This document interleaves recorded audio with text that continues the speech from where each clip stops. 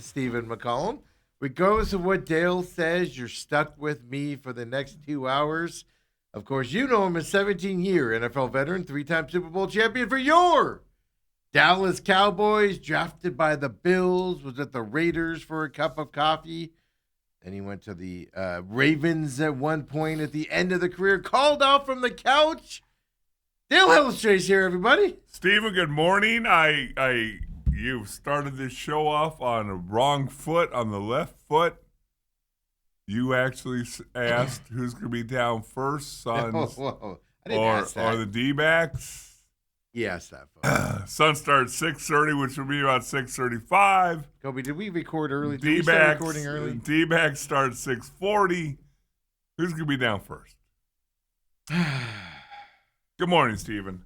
Why do you have to start on such a negative note? Because we live in Phoenix, Steve, and we can't have good things. Nothing is good in this world. No, in this city.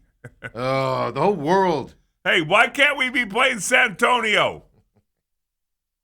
The one year we want to play San Antonio. Do you think Wemby would have fallen on his face if he was playing the Suns? Probably not. He'd be probably 150. Well, remember that. Remember that year they went on the Suns. The Suns went on that championship run. Remember that the series before the Suns played the Bucks in the championship. Remember Giannis hyperextended his knee, and everybody was like, "He's going to be out forever now." Yeah. That was so bad of a hyperextension. Dude played better. It didn't miss any time and played better. Yeah. Got healed from the gods above. Anybody else would have struggled with it, and Or if Milwaukee's played anybody else in the finals, they probably would have missed 4 games. Wow. It's depressing, isn't it?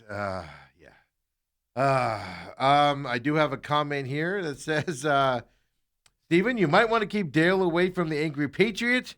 The anger in him is getting worse. He says, ask Reggie. Reggie. He says he doesn't know why you can't be nice to people like I am. But that's what Papa Mike says. Of course, there's a bunch of laughing emojis after. I can that say last we've comment. been we've been doing pretty good here until Papa Mike starts taking shots at me. It's you. At Yeah, me. I got my peeps. I got my peeps know what's up. As we're talking about that there. Oh my goodness. Yesterday, what a disaster last night around everywhere. Did you even turn the Diamondbacks game on? I did not, because when I was about to turn it on, Yeah. I saw what had happened. I got a text, and it said, "Don't turn on the Diamondbacks," and I was about to do it. And I was like, I looked it up, and I go, "Okay, done. I agree. Not dealing with it. Not going to mess around with it." So proud of our Stupid. D-backs, winning series after series. They finally get a little respite to say. They were just a little sleepy from the day off. That's all it was. Yeah. Well, let's hope they wake up A little today. sleepy from the day Wouldn't that off. be just like our local teams? They battle all these really good teams on the road. They win series, and they come home, or they come back home and get swept by your beloved White Sox. I did notice a trend. I'm going to give Suns fans some hopes today that they have a chance tonight. Okay. You want to stay tuned for that coming up. But Dale, you've got some golf today. You going to go win some money from some old men today later on? Well, I am an old man, Steve. I'm part of Yeah, that. but I'm talking about taking it away from the, the guys that, escape their wives there at the country club and spend extra hours there, and they're just spending all their money so it doesn't go to their kids. Those are the guys I'm talking about. You're going to go steal the money from. Or they have extra money and their kids are still going to get enough. Now, I guess there's a kid guy. I like how I make Moon Valley Country Club sound like a poor place to hang out, folks. Because sometimes, it'll usually be playing about 3.5 hours. Sometimes it'll take closer to 4. Yeah. And, That's fast. And guys are moaning and grow. And I look at them, I'm like, you're in a hurry to get home to your wife? Yeah. You just told me you don't like her. What else you got going on? Yeah. You go in there and drink for an hour and a half anyway. That's the problem. That's what they want to get back for. Dale. They want to get back to drink and all of that, of course, and have more fun with that side and everything. So, yeah. So I got a couple things for everybody. They got some obscure things coming up today for everybody. One, I was just going through the notes because of WrestleMania weekend. I was tied up in that, but ASU spring practice ended. So I started going back, and Sun Devil Source is, you guys know this, is my favorite source around the in-depth there. You got other ones, Devil's Digest is good as well. I just go towards Chris Cartman and the Sun Devil Source crew that he's got there more than I do anybody else. But I'm going through it, and I'm watching Mikey Keene's comments and stuff, just seeing what's out there, what their comments are afterwards, because there's a quarterback competition that's going to happen. Bruce Cooper is joining us on the draft show tomorrow night. He's really high on Mikey Keene as well to come in and win that starting job coming up. I was just going through it, Dale, and I noticed something. I noticed something yesterday that I was like, okay, let's see if Dale can pick up on this. When we get to that here in just a bit. NHL playoffs last night. Oh, Mammoth got their first win, Dale. I told you, look out for them, Steve. You're gonna have to head up to Salt Lake City, watch a game. If they make it to the second round, I'll go to a game in Salt Lake City. Okay. I will fly up there. And you have to get a partial view seat, and you have to video it. Can I just go to that area during the game and film it, and then go back to my regular seats? I'm not going to sit in a partial. I'm not paying to sit in a partial. They're half price, I heard. I don't care if they're free. You can see. I want to see the whole game. I'm there to watch the game. You can see 3/4 of the ice. It's like going to the half the ice. I just like going to the Diamondbacks game and just staring at that stupid board that they have now. While you're watching the White Sox do an inside the park home run yesterday. Wow. We'll talk about that play also coming up because I'll just put it this way. I don't care. But big news in horse racing right now, Dale. Uh-oh. Huge news in horse racing right now. Is Secretary coming back? That would be huge news. Is he as strong as he used to be, though? Can he get that push off? No, he's been studying a lot. Churchill Downs has acquired the intellectual property rights to the Preakness Stakes for $85 million. First of all, that's a big deal. I'll tell you why in a second. Most importantly, the horse racing venues are only worth $85 million, huh? This is the top of horse racing venues. Preakness Stakes, the IP and all that. Just the intellectual property rights, so it's not the building, whatever. But it's only worth $85 million. I know that's a lot of money, but in sports world, that's cheap. I'm shocked by the low number. But that's all horse racing's worth. The intellectual rights is worth. Now, for us who are not computer nerds, what does that mean? Intellectual rights. Basically, they own like the brand of that race and everything. But they don't own the building? They don't own the actual building and stuff, yeah. Basically, why they bought it, this will make more sense in a second. Okay. So Churchill, who owns the Kentucky Derby and operates the Kentucky Derby, if you don't know, this now is going to allow them to link the first two legs of the Triple Crown, and then also change the move and the date of the Preakness. Remember, we've talked about that. Moving it to the third week because horses need an extra week to rest or something. They're like NBA players. Yeah, so maybe they just woke up one day and they're like, I've worked too hard, so I need an extra week off before I can run the Preakness. But that's what's happening. So they basically have linked it up. Same company now is owning the rights to both first two legs of the races, which is going to bring some changes coming up. That's why it's a big deal there and everything like that. So it's going to reshape. Let's put it this way: it's going to reshape the Triple Crown, Dale, that nobody cares about unless somebody comes close to winning it. So the Preakness's television rights were coming up for bid after this year's race. So now they're going to be able to put together a package of Kentucky Derby and Preakness. Supposedly get more money by that, right? You get both of them now, right? As well. So it's going to add some money in theory to these two events coming up as well. Yeah. Like I said, they want to move it to 3 weeks apart instead of 2 weeks apart coming up as well. So, by the way, the building there, or whatever the thing is, they're going through a $400 million renovation right now as well, up there in Maryland. Obviously, Preakness Stakes, Baltimore, if you don't know. Obviously. Yeah. For all your horse racing aficionados. Not only that, Maryland, the state of Maryland is going to pay a license fee to Churchill Downs to conduct the Preakness. They're even going to get paid to do the Preakness. up there in that as well. So yeah, there you go. Yeah. Yeah. By the way, also they're moving the Preakness this year. I'm trying to find the name of the place. This year's Preakness will take place at Laurel Park, which is south of Baltimore, because of the renovations at the other place as well. So, and then that'll be done by next year's running of the Preakness. You're going to have a different venue this year for the Preakness because of those $40 million in renovations. But there you go. Even horse racing in sports is becoming a conglomerate. I don't know why that's important. I just thought it was a cool thing to read. But only $85 million. Yeah, but you don't get anything with it. You just get the right to own the actual Churchill Down or the Preakness race. But not the building. No. You could obviously you can run the Preakness wherever you want to if they're moving it this year. That's like selling a house and the person gets the address but he doesn't get the building. Pretty much. Okay. That's what you want though. You want the Preakness race. That's the only one that people are going to pay attention to. Most people are going to pay attention to.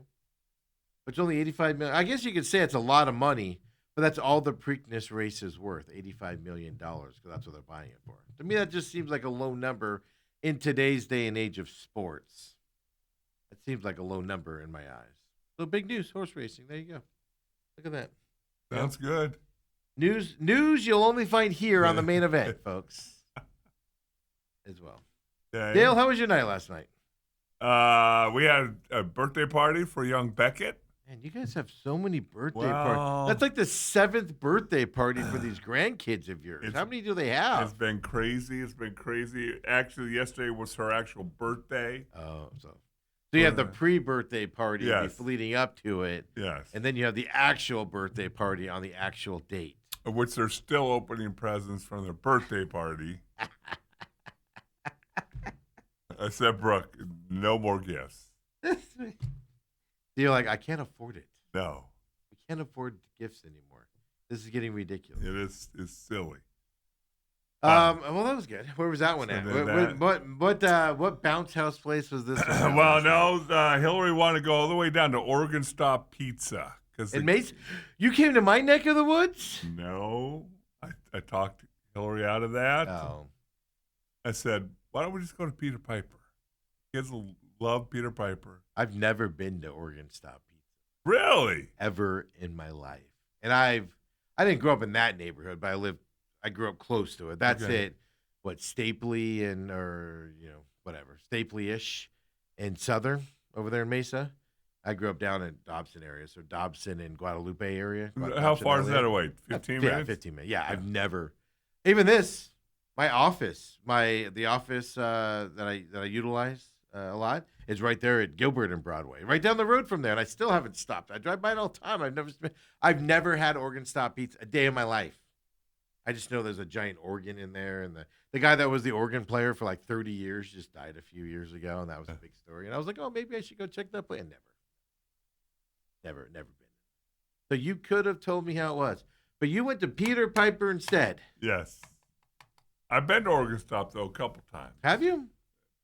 People- You've driven all the way to Oregon, and I've never been there. That's like people that go, I've lived in Arizona for 50 years and never seen the Grand Canyon. So, Brooke's parents love the Oregon music. And you usually see a lot of people from Wisconsin and Iowa I could see that. and things like that. The pizza's very average. That's the problem. Okay, Yeah. now that you just said Yeah. that, that's the problem. The pizza doesn't look good to me. I could care less about the music. Right. But But the pizza doesn't. If you're look going good. there for the pizza, you're going to be disappointed. Yeah, which is why I would go. But yeah, so isn't that funny though? How I'm never been. Yeah. Not even like for a party, like you said. Not even for a party growing up. Nobody ever. And everybody I talked to was like, I've been to Oregon Stop. No, I used to go all the time as a kid. Oh, obviously we weren't friends. Well, I wasn't invited. how many friends do you have? Too many. Too many. Papa Mike? Keep them at arm's length. Papa now. Mike, well, if you're listening, take Steve to Oregon Stop.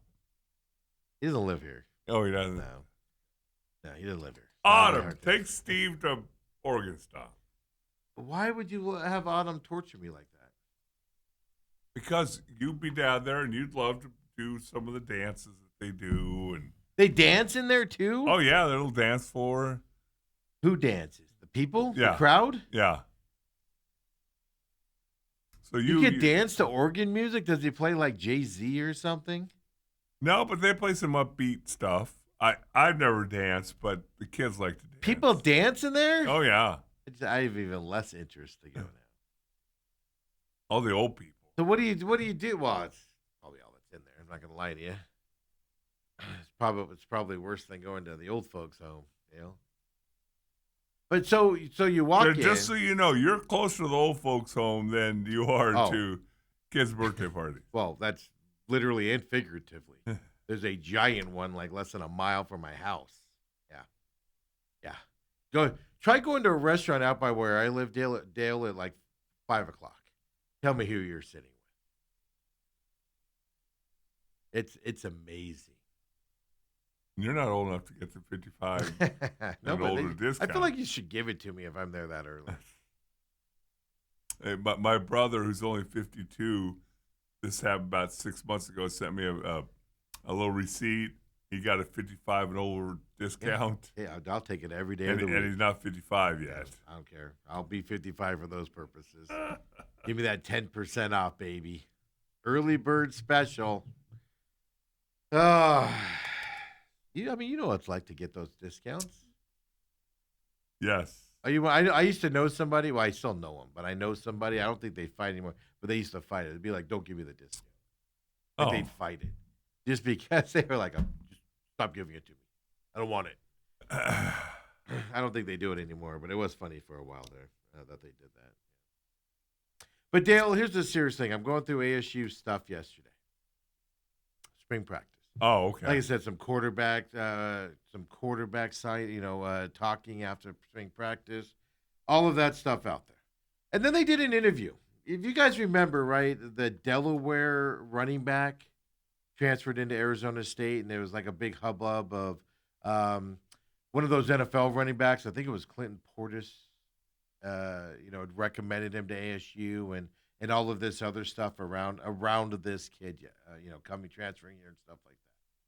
Dale, so Sun Devil Source put this out yesterday, or over whenever they did it. But I'm just going and getting caught up on all ASU stuff. Basketball programs getting. I have some questions on the basketball program. We'll talk about it in a minute. But I wanted to bring this up. Marquise Gillis transferred in from Delaware State. Running back. Okay. Dale, here's a question for you. I'm going to show you the video here from Sun Devil Source. Is this a coach or is this a running back from Delaware State? Here he is, Marquise Gillis. This is one of my dream schools coming out of high school. I came out during COVID, so for me getting this opportunity, I just ran with it, It's hard being away from home, but I know for me to chase my dreams to where I want to go, I had to be here. I'm not going to lie, a blessing, That's one of the reasons why I wanted to come over here. Just his background and who he's gotten to the league and his track record, Just another step for me to get to the league and for me and my teammates to learn the game better. For us, we like to learn concepts more so than just going out there and playing. We emphasize mentality and things like that in our room. That's a big dude. Looks That's like a he's big 40. Very well dude. spoken. Yeah, very big dude. Like I was watching, I was thinking it's like a coach talking about him. Like I went to Delaware State. Was he just mowing people over constantly? I wonder as I look at him. I've not looked at depth charts. I've not really followed a whole lot of ASU spring ball. Well, I did not know that it was already over with. Yeah. Do they have a starter named a quarterback? No. And starter named a running back? No. That guy. Just by his looks, that Guy looked guy. like a middle linebacker. Yeah, that's my point. Do you see his arms? Yeah, Yes. Kobe, play it again really quick here. And then also check your phone, Kobe, for me, if you would. I got a question. But look at this. When he folds his arms here, folks. Yeah, well, see, if I had arms like that, I'd definitely fold them too. Yeah. That was my thing. I'm like, is that the strength coach right there, Dale? I mean, good for him. You can take it down, Kobe. But just something that just hit me yesterday. Yeah. Of, Who wants to get hit by that guy? Well, some of these kids that you see now, you see high school seniors with mustaches and beards, and I'm like, I didn't have to shave till I was a sophomore in Yeah, college. Dale, I went with Autumn to some baseball games out by the house for the little leagues there for some kids that go to her class and stuff like that. And there was a kid, and he wasn't in her class or anything, but there was a kid out there. I swear to God, was 35. He's like in 5th grade. He was just taller than everybody. Yeah. And you were just like, that kid's old. That's a man. Well, what doesn't fit here? So you get that stuff, of course. But yeah, just wow. Well, what arms. let's hope that he can make people miss. Because wasn't the guy who transferred from West Point last year supposed to be all that in a bag of nuts too? And, Yeah, from the Army or whatever. Yeah.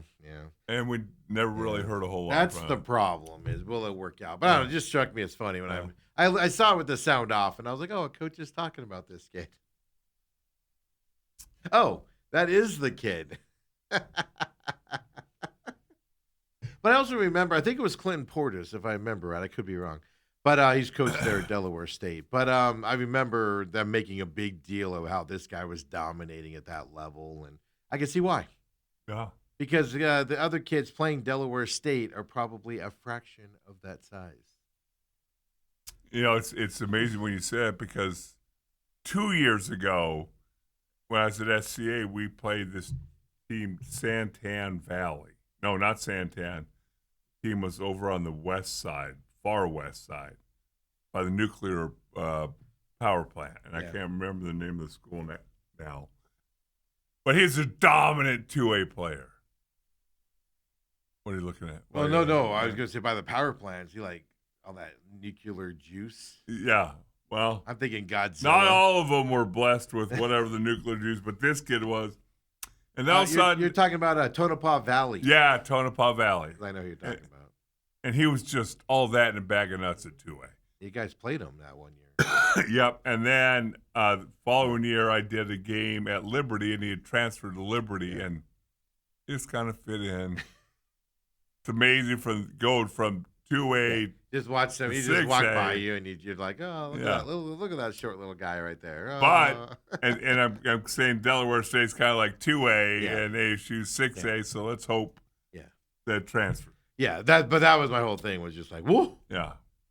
holy cow, that guy is huge out there as well. So I know, just when you said power plant, I started thinking, got some of those juices. All of a sudden, Godzilla comes walking through. Roar! Give me the ball. He looked like that at 2A. I totally don't remember. Well, I don't want to say his name now. That you said he kind of just melted in there to Liberty or something. Yes. But, I don't want to do that at all. Okay. That would be rude of us. I know who you're talking about. Root of you. Yeah, well, welcome to the main event, folks, as well. Kobe's working on the test feed here. Apparently, this is why we're testing it, getting ready for the the draft show tomorrow night. Kobe's trying to figure out what's going on with it as well here. So that's what's happening for those of you that know about the test feed, have found it and doing that. But that's why we're testing it for this reason. We don't know why it's not working here today. So we'll figure it out. So we're not on the air? No, we're on the air. Yeah, we're on a Robat Okay. TV like normal. Yeah, it's the test feed. Because so what we're doing is the draft show going to be on Robat TV. Going to be on YouTube as well tomorrow night. Me, Bruce Cooper, Dale Hellestray, special guest confirmed. But I'm still not going to announce it because he seems a little wishy-washy.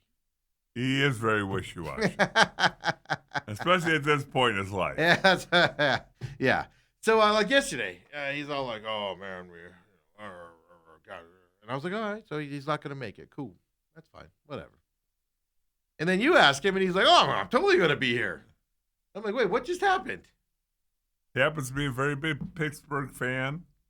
Yeah. See where Pittsburgh's going to, according to Peter Schrager's going to take an offensive lineman. That will certainly excite the Steeler faithful. Well, that's what I'm talking about for the Cardinals. Could you imagine in that third pick, they go, offensive tackle, and we're all going to go. Offensive tackle from Miami with a blown disc. and we're all just gonna go. All right, who's up fourth? Who's taking Jeremiah Love fourth? You might see Bruce Cooper. That's where it might get interesting. Yeah. Is everybody else is gonna go? Oh, really? That's what we're doing? Bruce going to take all his papers, wad them up, throw them at the screen. Everybody else is gonna be all like, oh, Lordy, the crap we deal with out there. Really quick here before we take our break. Also, ASU basketball. I see people just constantly online taking jabs. They haven't even introduced their coach yet. Why are people so interested in the introduction of the coach? To me, it doesn't matter. Press conferences are generally non-exciting. We can pick them apart. You want them to be benign because if you're talking about them, that usually means you're talking about them for bad reasons. So I don't know why people are so up in arms that he's Randy Bennett's at work right now, getting all these transfers in. Here's my question, though. Now, he did get E.J. Rowland, an assistant coach there at St. Mary's, to come over and join ASU staff as well. So he's continuing to work out his staff here, and he's got a lot of guys, coming over there. Does play, has played at St. Mary's with a 19-year playing career in Europe for this head coach as well. Been with him over at St. Mary's since 2024. Then they got in all WCC first team power forward, Paulius Malarakis. Hopefully he has a nickname. I'm going to have to learn his name. Hopefully he has a nickname. I'm going to have to learn his name. He signed with Arizona State. They reported there. 6'8", 235 pounds. Led St. Mary's last year, 18.4 points per game. Second in the WCC as well. He's rated as the number 9th player in the portal, Dale. Okay. That indicates he's pretty dang good. As long as Randy Bennett's not still at Mayo, I don't need to hear him talk. I have a feeling he's going to be he's not. I have a feeling he's going to be very, very, what you said, benign. Yes. That's the thing. This press conference is going to be the boringest thing you've He's going to say it's always been a dream to make my way back to Arizona. I grew up I remember Westwood days and playing for my dad at MCC. We can do the press conference ourselves. Right. And then somebody's going to go, how's your health doing? He's going to be like, it's just a thing I've been dealing with for 10 years, and it just flared up. Coming from the beach community over there at St. Mary's. With all this pollution. Desert. All this pollution. Yeah, the dryness here just flared it up, but I'm perfectly fine. I'm looking forward to coaching this Arizona State basketball team and everything.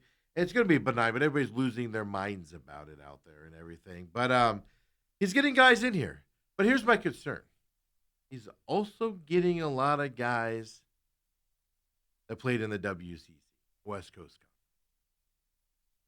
I don't know if you guys know this or not. The WCC is a little bit different of a conference than the Big 12.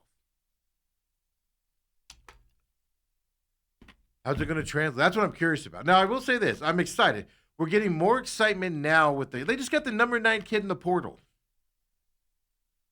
I'm more excited, and then he's got other guys in too, but I'm more excited to see what this team can do this year than I would if Bobby Hurley was doing this. I'd be less excited. Well, that's why the change was important. The other thing is we've been through the football program when we had a coach come down from Pocatello, Idaho, Dirk Cutter, and for the first couple of years he was not recruiting Pac-10, Pac-12 guys. He was recruiting kids that could play at Idaho or Idaho State, wherever he was at. Boise State. Boise State. Yeah. No, that was a thing, yeah. And then he eventually had to adjust. He couldn't get the bigger kids here. Oh, I don't know if he couldn't get them. He refused to get them. That's what he either couldn't get them or he didn't want to get them. He wanted to stick to the kids he knew. And you just lose talent-wise. Basketball is a different sport, though. But like I said, that's interesting. Now, is that good enough for your first year? Yeah. If he's doing this in year 3 or year 4, I don't know. Right. Well, we'll have to see how it goes. But that is something that I do openly question. But don't get me wrong, I'm excited. You got the number 9 kid in the portal. Number 9 total, folks. Total. That encompasses all conferences.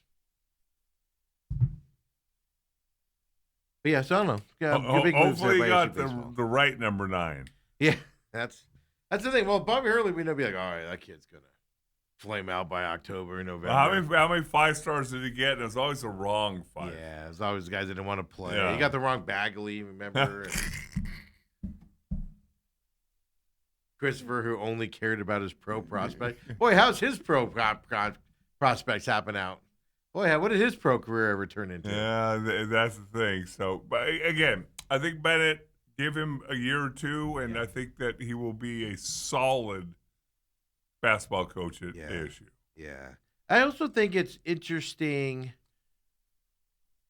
Well, see, this is the problem, right? Because St. Mary's, I mean, they made the tournament this year and all of that stuff flamed out in the first round and everything.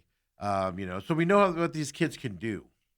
Now you got to mix in some other guys and stuff like that. But, I mean, Bobby Hurley had a winning season by one game with a bunch of kids that were D2 and European kids this year. So, you can win with these kids in the big. You're just not going to beat the Arizonas and the Kansases and those big end schools.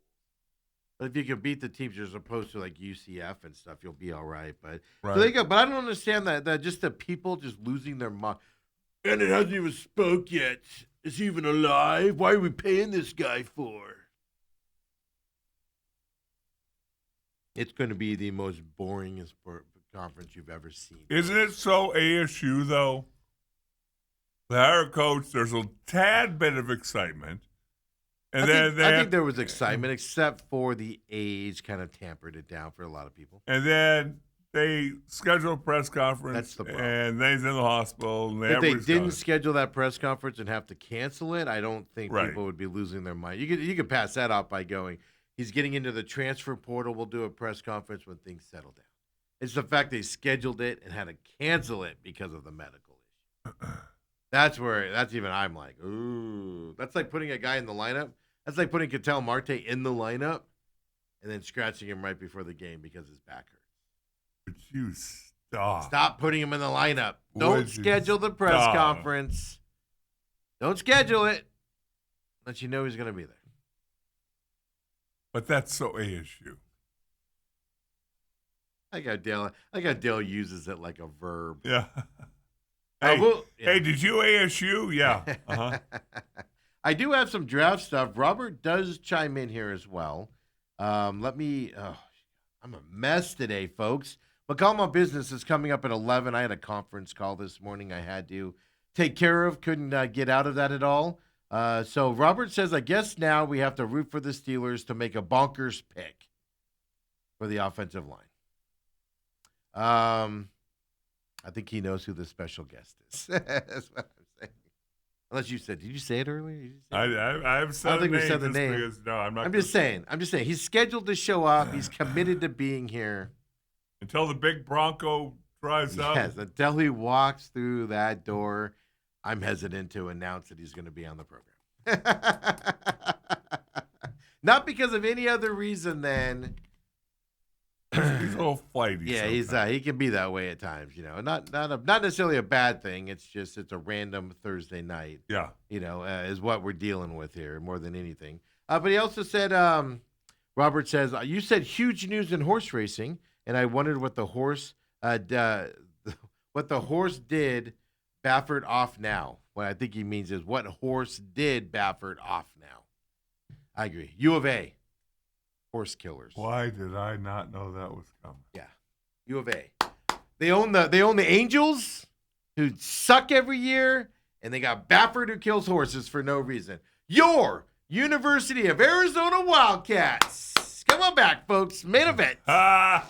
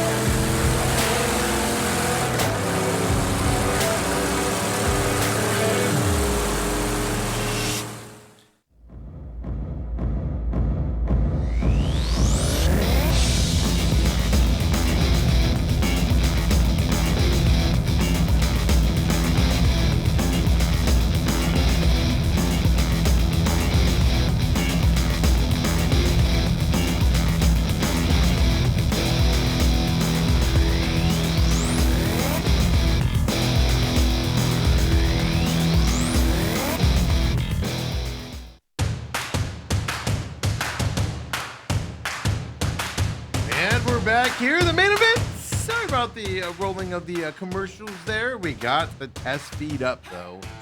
For those of you asking, I know Robert asked about it and everything, getting ready for this draft. Running some tests here this week, and it is up now. We figured it out there during that break. So for those of you that noticed that before and were paying attention to it, there you go as well. Don't forget, draft show. We're going to be live by 4:45 tomorrow night. Okay. Me, Bruce Cooper, Dale, special guest, incoming, maybe. Big Pittsburgh fan. You know our drift here. Coming in here as well. We're going to talk the draft. So turn down the draft. Join us for our analysis. Bruce is at home getting ready for it, dealing with that pinched nerve, dealing with it, getting all of his knowledge on the draft as well out there. And that's why we're testing a lot of stuff out there as well. So for those of you looking for that test earlier that have been watching this week, thank you. You'll see it's up now if you're alert and everything. But Dale, got that solved. All we talked about, obviously live at Robat. The whole show will be up on demand later on as well. That's why we're doing the tests now this week and everything. But we just talked some ASU earlier, the Preakness also, the ASU with their new running back. And I'll go back through and look at the quarterbacks, see if they say anything good and stuff like that leading into it. Jordan Tyson, I read, was on a flight to Pittsburgh this morning. Is he going to be at the draft? Evidently. For the slide? Well, maybe Joe Schoen said, hey, I'll buy you dinner in Pittsburgh, too. Do a little Primanti sandwich. He's going 10 to the Giants if he's available. If he's available. Well, I'm if he going goes to say before 10, slap me silly. the Giants drafted 5, Dale. They're not taking him at 5. The Giants are taking him. Not at 5. I'm so confident in this. I'm not going to do it, but I would put money on it. That's how confident I am. The Giants are taking him. It's just there. Here's the other side of it. Neighbors coming off of his injury. You don't know necessarily, is he going to be ready to go at the beginning of the season at full strength or whatever? But even if he is, you need a second receiver anyway. Right, Cardinals fans? Right? Oh, man, the Cardinals should change. What is that, the Chiefs that have the 9th and the 9th and 29. Oh, yeah. Trade with the Chiefs for that 3 spot and then take Tyson at 9 right before the Giants. So many things can happen, and you wonder how desperate the Cardinals are to trade out of number 3. I think that's their number one thing they want to do. But will somebody offer them something worthy of moving out of number 3? That's obviously the right. question. Yeah. And at 9 and 29, a lot of talk about the Cowboys. 12 and 20, I think, are their 2 picks. Yes. To me, you cannot. Like I said, I'd rather the Cardinals trade out of 3, get 2 first-round draft picks for going to 3, and then drafting whatever quarterback they want in that second draft pick. But to me, 20 is way too early to do that. You can't draft him at 20, can you? That's way early. That's way early for Ty Simpson. But like I said, if you get him 27, 28, but I also don't want them to trade up back into the first round to get him. Right. Because you're giving up draft assets for him. Here's the problem, as I said a couple of weeks ago. And this is what I'm struggling with the Ty Simpson.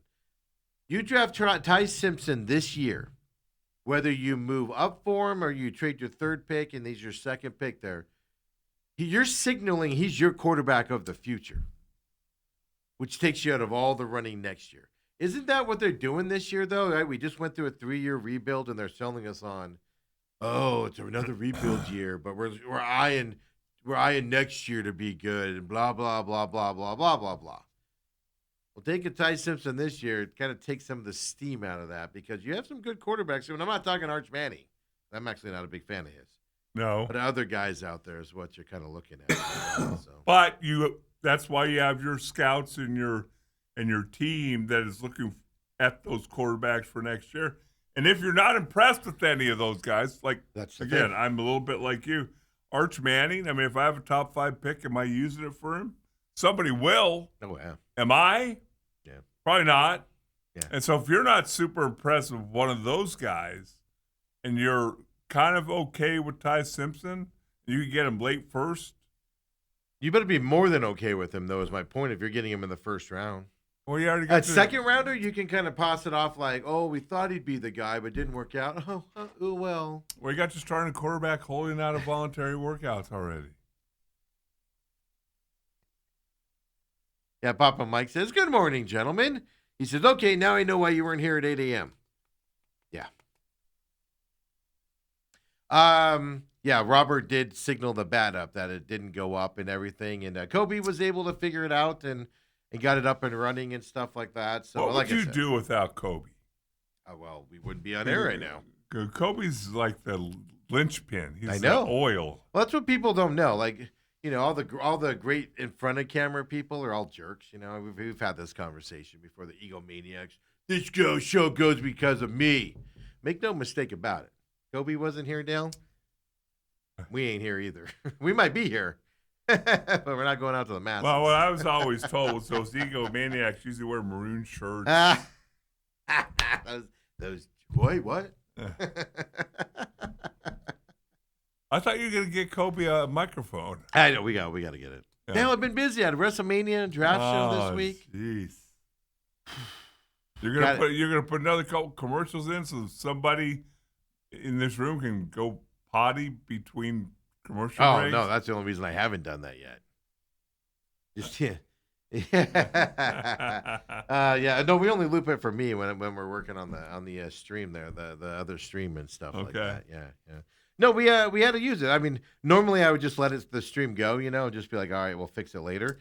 But we also need to know how to fix this stuff for the draft show. What if something happens during the draft show? No, it's very smart. Yeah, so that's why, smart because a lot of people in this industry go, just go live and whatever happens, happens. And I'm more of a, we got some time. Why don't we test it out before we get to it? Very as well? smart. So, I'm a, now, was that your idea or was that Kobe's? it was mine. Or Riley's? It was mine. Okay. Riley actually, we didn't need Riley for this. No? We told Riley to take the week off. Okay. We said, Riley, we got you. Me and Kobe actually sat down, figured it out last Thursday. It was, I'm not going to lie to you, it was like, two monkeys effing a football there. It was pretty bad. But we figured it out, though. Didn't we, Kobe? Yeah. We won't say how long it took.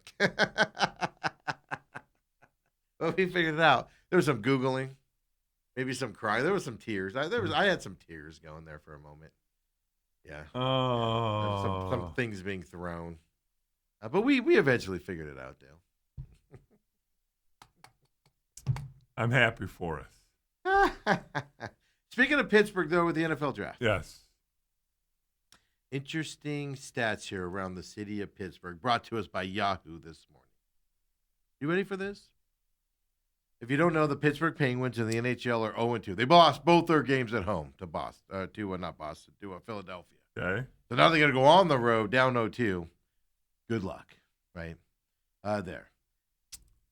It's been 7 years since no Pittsburgh team has won a playoff round in any of the Big Four sports. That means Steelers haven't won a playoff game.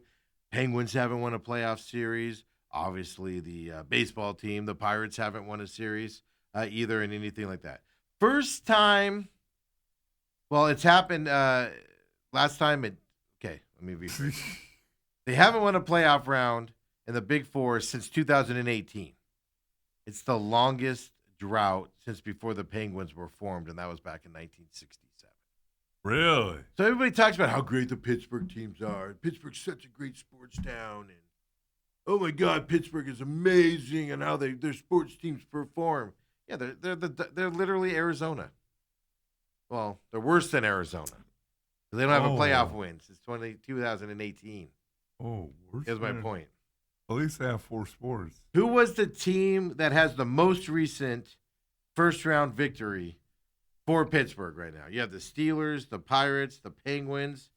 Who's the team responsible for their last playoff win? It had to be the Penguins, It was right? the Penguins in 2018. Yeah. Not even. Good job, Steelers. Boy, can't wait to watch the winner, Mike Tomlin, on NBC Football this year. Oh, my God, Tomlin's amazing. Hasn't won a playoff game since 2018. Oh, my God. Put him in the rafters as an all-time great Oh, he'll be up there. with that winning history that he's got. Never had a losing record, Steve. Perfect. Hasn't won a playoff game since 2018 either. Is there any Cardinal coach in the 100 and whatever year history? Buddy Ryan won as an offensive coordinator, as a defensive coordinator, I mean. In For the Bears. Arizona? No, well. Oh, you just asked if there was ever a coach. No, I just wondered, is there any coach that has not had a losing season in the history of Phoenix sports? Oh, no. Well, Tomlin's the only one that's done that, so every coach has a losing season at some point, except for Tomlin. But you know what he doesn't do? Win playoff games since 2018. You notice how I caveat that? With that 2018. The Steelers, obviously very famous for finishing 500 or better. Yeah. 7 consecutive games in the first round. They haven't won a first-round playoff game since 2016.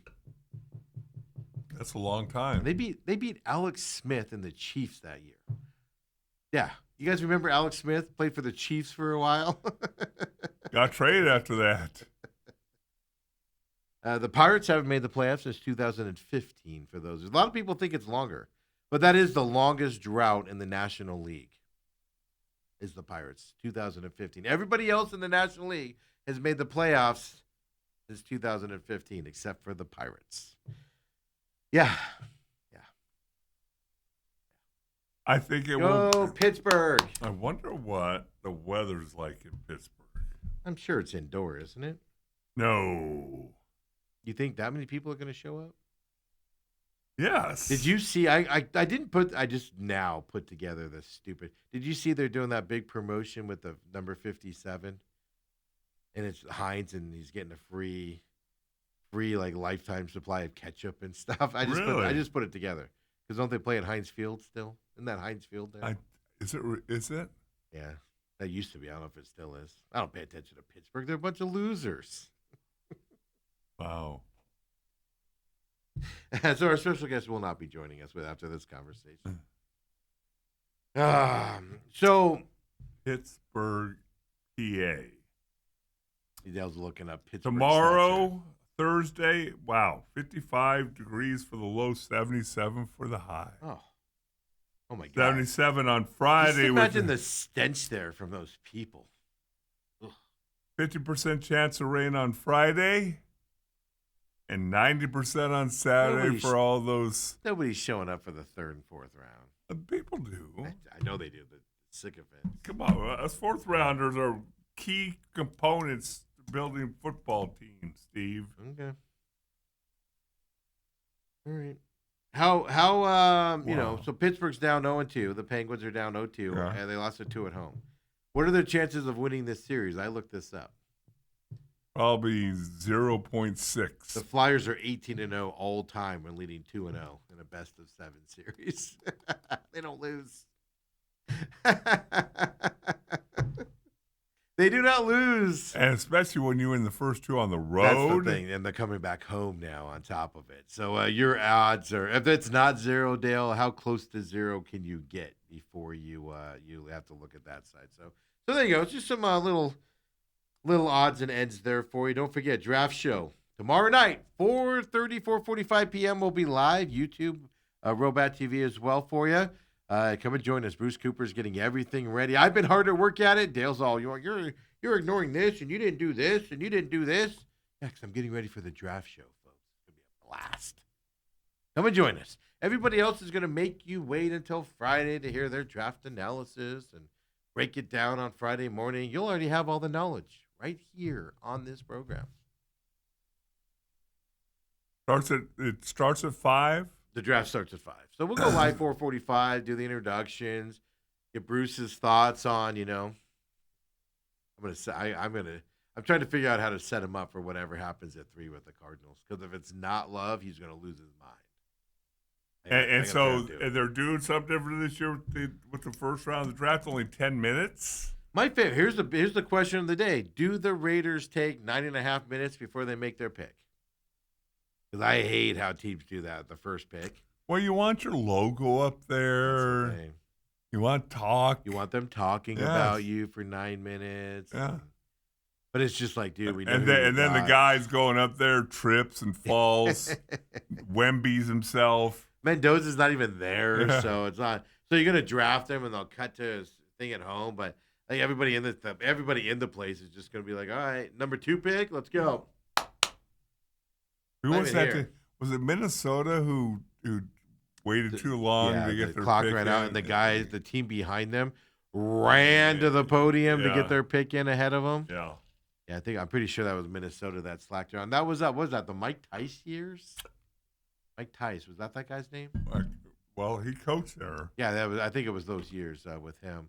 I ran into him in the Atlantis Resort in the Bahamas one time. He was gambling on the blackjack table. Super nice dude. But I was like, ugh, you're a terrible head coach, my man.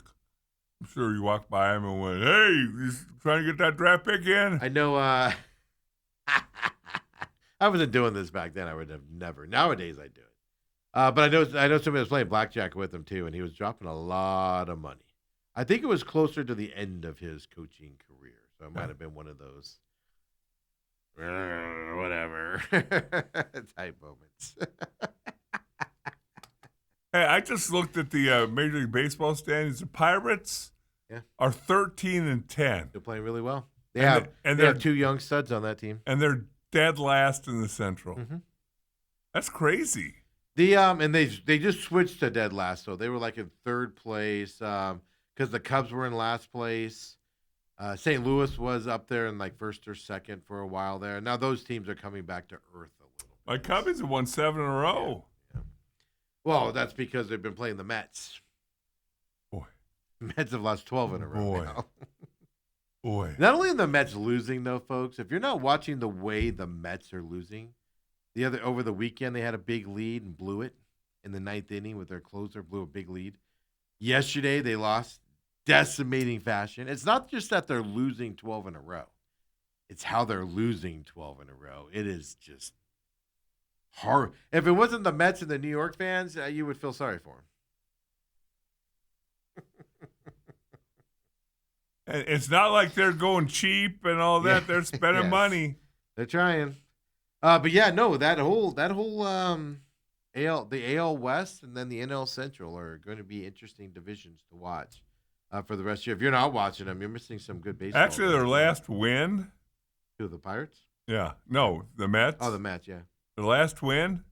Can you name it? Diamondbacks? Diamondbacks. I just guessed because I'm like 12 games now. That's probably Yeah. about right.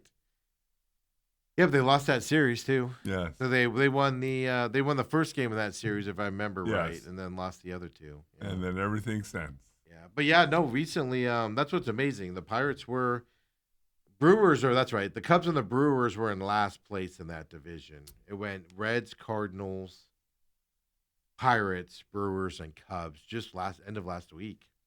That's how much that's flipped out there as well. But they had that young 19-year-old kid they just signed that they called up, Connor or something, and then they have, of course, obviously the stud pitcher. Skeens. Skeens. They're coming up. They're on the run. We'll see if they can put it together for the long run, for them as well. But go Pirates. Go Pittsburgh. Pittsburgh not doing well. Philly's not doing well. You mean the not the Eagles? Phillies. Phillies? Yeah. Hey, again, another high-spending team that just disappoints Yes. every year. They spend the Mets. It's fascinating too because like the Mets, I think have a chemistry problem. They've always had a chemistry problem. They don't have the right players. They just throw money, get guys together, and it's not the right players and stuff like that.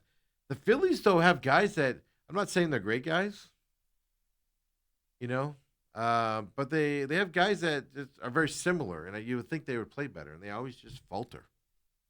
Amazing to watch how they do that as well. So. They've lost 7 in a row. People are starting to call the Mets the reverse Moneyball, which I find hilarious. There's going to be a movie about that coming up as well. Yeah. So Diamondbacks lost 11-5. We'll get into that here coming up. Suns tonight as well. I'm going to give you Suns fans hopes. You saw hope last night on an NBA court. No, because your hope that you're going to try and give them, it has to happen to about 6 people. We're talking about Wemby. No, I'm not talking about one. Oh. I got a different thing for you. Oh. Yeah. I was like, are you talking about the Spurs? Yeah, because the Spurs lost half their team last night, if you don't know. Spurs are in trouble. Going back to Portland, yeah. Yeah. No, you want to – I tell you what. Let's tease it here. Let's do the old radio gig here. I'm going to give you, Phoenix Suns fans, hope that they can win the game tonight and make this a 1-1 series in Oklahoma City tonight. What's that hope? We'll be back. Second hour main event coming up next.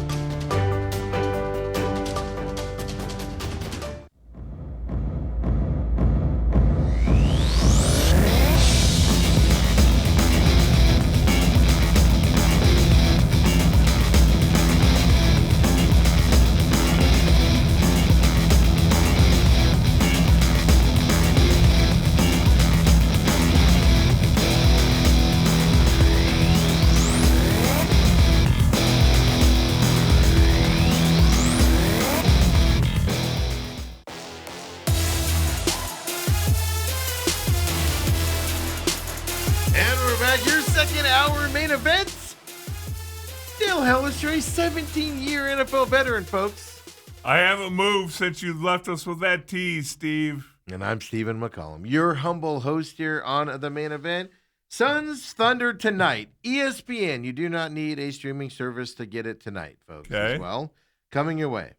Dale, here is your hope. The NBA has developed a little bit of a trend here in this playoff season so far. The Magic beat the Pistons in Game 1. Big monumental upset and a big deal there. The Hawks came back from really far down. I forget the exact numbers here, and beat the Knicks here. And that series is tied 1-1 as well. The Trailblazers, yes, it had to do with injuries, but the Trailblazers woke up yesterday and had to beat the Spurs, and they did it. 1-1, a lead for them. The Timberwolves, the Thunder, what are they called? Timberwolves, Minnesota Timberwolves. God, how much do I hate Minnesota? It just can't even say it. Minnesota Timberwolves come back and beat the Denver Nuggets. It's 1-1 in that series now coming up. The undermanned Lakers beating your Houston Rockets. Boy, how happy are they got the Kevin Durant trade. He came back last night. He did. How happy are they? Folks, there's a trend in the NBA where teams that are supposed to be big underdogs due to injuries or something else coming back and win these games.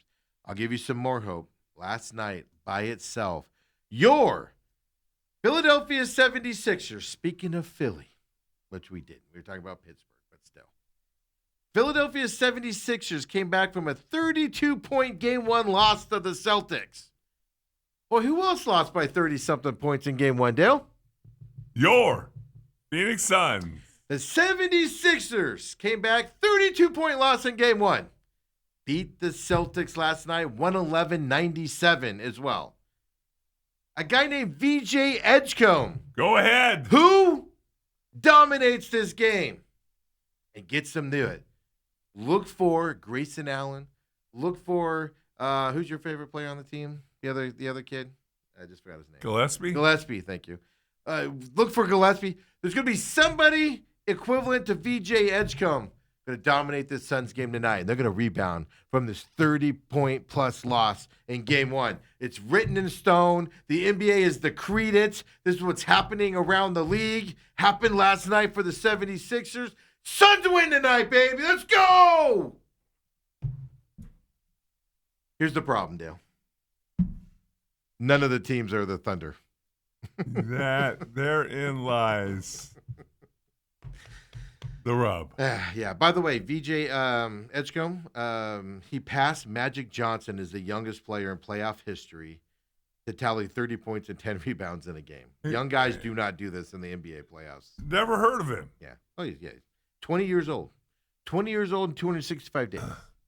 Young guys do not play like this in the playoffs. It's not the playoffs are not a young man's game, if you know what I'm trying to say there, as well. But top seeds are struggling in the NBA. This, in all seriousness, I'm having fun with the VJ Edgecombe thing, but home teams are struggling. Top seeds are struggling, I should say, in these opening round of the playoffs. Some of it has to do with injuries. Some of it has to do with just not closing out games and stuff like that.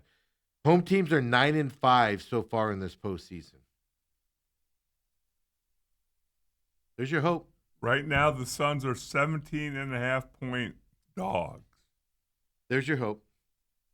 It ain't gonna happen. I'm looking. Because nobody's the Thunder. That's the problem. Nobody's the Thunder. And if you think the NBA is going to allow put my conspiracy theory on, if you think the NBA is going to let the Thunder lose this series or go into a deep series, you're fooling yourself. So there you go. I give you your hope, folks. How about this line? I'm just looking at the schedule. I'm trying to find something in double digits. There's no other series that's got a double-digit game. Houston is 9.5-point favorites against Los Angeles. For game 3? Yeah. Really? Back home in Houston? Yeah. Really? Why? Home cooking? I guess. The strip clubs are better. Maybe the NBA's decreed it. The strip clubs are more distracting in Houston? 17.5. Yeah, it's ugly. So there you go. There's your hope for your Suns. Is there anything else you can look at for hope for the Suns tonight? Like, seriously. Other than just you're seeing it around the NBA. And again, the problem that you got is you expected the Spurs to lose 1, maybe 2 to Portland. That's why you wanted the Suns to face them. And now with the injuries, it's changed that series. Wemby's got a concussion, folks. If you didn't see his fall last night, it was ugly. I'd be surprised if all he has is a concussion. You know what I'm drifting at. He could have something broken or something. Could affect his eyesight. Well, you got to figure he's going to miss at least a couple games if it's just a concussion. That's what I'm saying. Just on the concussion side, there's no way he's playing next game, right? Just for precautionary reasons. Maybe it's the NBA. Who knows? So, but you're seeing this weirdness in the NBA. The difference is, though, the Thunder aren't anybody else. No. That's how I'll phrase it. So that's your hope for the Suns tonight. Will it happen? I don't think so, but that's your hope for tonight. I mean, when you're a team and you have two guys named the same and they're both good, come on, man. Do they just call them number 1 and number 2? Yeah, but you can interchange them. Papa Mike is laughing that I said Suns win tonight. He's an Oklahoma City guy now, so he's an Oklahoma guy. So okay. yeah, he's rooting. He likes the Suns, but he knows he tried to. He was the one that reached out to me and was like, Suns just have to stop fouling as much or whatever. And I was like, that ain't gonna matter. This is such a mismatch. It's not even funny. But yeah, so there you go. They'd only beaten Portland. Yeah. That's what I'm going to say until they're eliminated. It's not wrong. It's not wrong at all. It's ridiculous that they're in this position. They put themselves in this position as well. Yeah. So put up the NBA playoff bracket after last night. Let's get everybody updated on it. Just in case you don't know out there, Suns, of course, second game tonight. Only 2 games tonight around the NBA as well. So Suns Thunder, we'll see where we stand here. Dale, if I was a betting man, now would you put money that Suns cover the 17.5? Nope. I wouldn't either. It's only 17.5. I wouldn't either. Lakers Rockets, of course, that series 2-0 Lakers here. As Kevin Durant did come back last night and couldn't get the win. That's the problem is the Lakers, are they going to survive just long enough to get their 2 stars back from injuries? And then they're going to be a completely different team moving forward. And like I said earlier, if you're in Houston today, sorry, Houston. I know a few people watch us in Houston. I apologize for the Kevin Durant trade. That was on you guys. Well, That was on you. like you got Luka Doncic. I don't think I play him until the Lakers lose a game. That's my point. You might not even have to play him this whole series. No, he didn't play for me until they lose. Yeah. I would even argue if you're up 3-0, you don't even play him if you lose one. You wait till it gets to 3-2 before you start to play that card. Nuggets, Timberwolves. It's like I expect the Nuggets to continue and win this series, but Timberwolves did sneak out a win there in Denver, make that 1-1. Spurs, Trailblazers last night. If you were talking about at Wemby, like 4 players for the Spurs got hurt last night, and their status is unknown as of this morning. Trailblazers have a chance in this series to make this a long one at least. Something to keep your eyes on here as well. Because I'm really looking forward to the Nuggets-Spurs series. Yeah, will we even get that at this point, right? Magic Pistons back on the court tonight. They're the first game. Do the Pistons wake up as the number 1 seed? Because the Magic, of course, beat them at home in Detroit. Oh, I think they do. I think they wake up tonight. And I think the NBA is sitting there shaking their head going, why do we only have 2 games tonight? And why is the second one Suns? Yeah, that needs to be like a buried game. Right? Yeah, it needs to be in the middle of 3. It's the game that overlaps the other 2. You only have about 20 minutes of that's the only game on. Cavaliers, Raptors, like I said, I don't even care about this series. Cleveland's just going to dominate it, and nobody really cares about Cleveland either. Although the way the Pistons are playing in that first game, it'll be interesting to see if the Cavs can knock off the Pistons in that second round. But Knicks, Hawks, I'm rooting for chaos here. I don't think the Hawks can beat them in a 7-game series, but I'm rooting for chaos here because I want to see the Knicks go down. I hate their owner that much.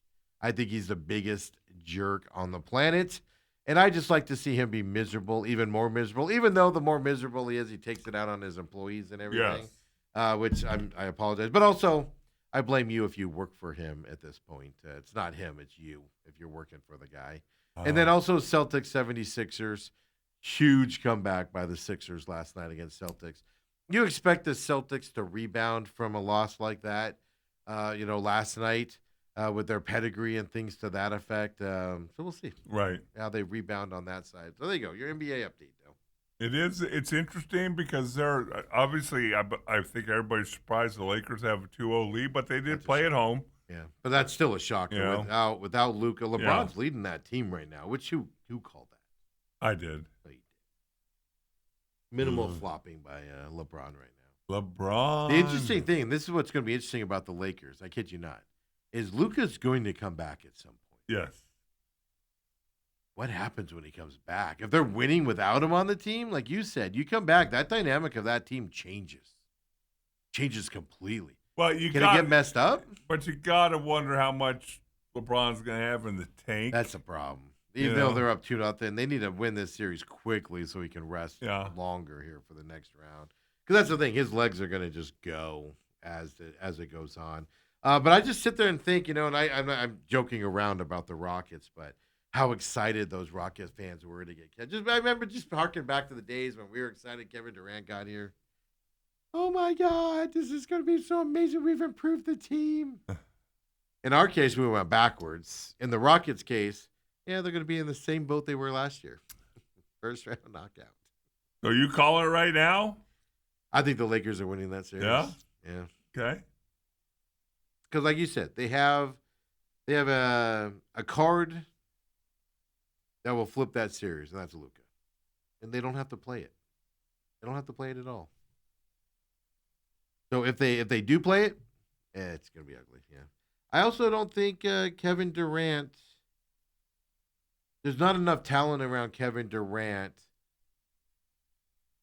Like when he was at Golden State, you had other guys that could at the end of the game and stuff like that. I think it falls squarely on Kevin Durant's shoulders. Not that he can't do it, he can. It's more of can they be in the position to allow him to do it. And I think that they don't have enough talent to be in the position for him to win the game.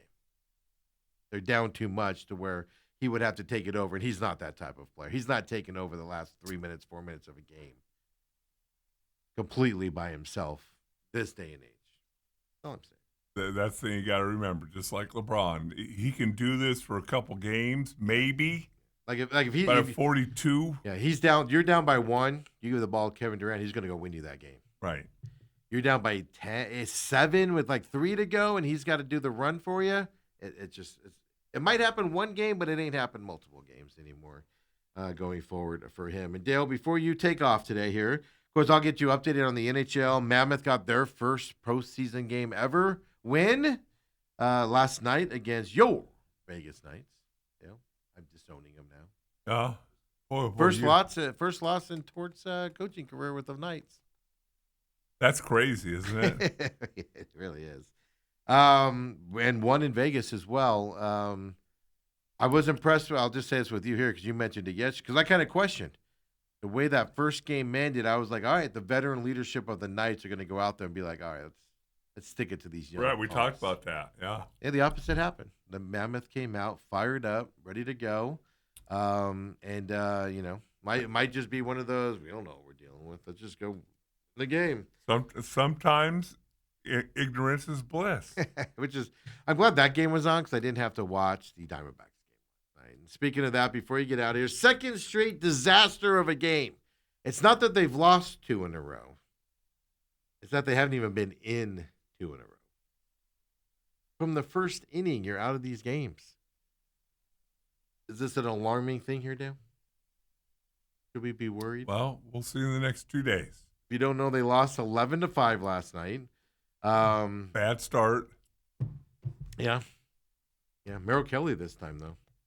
7 earned runs in the first 2 innings. At least he made it past a third of an inning.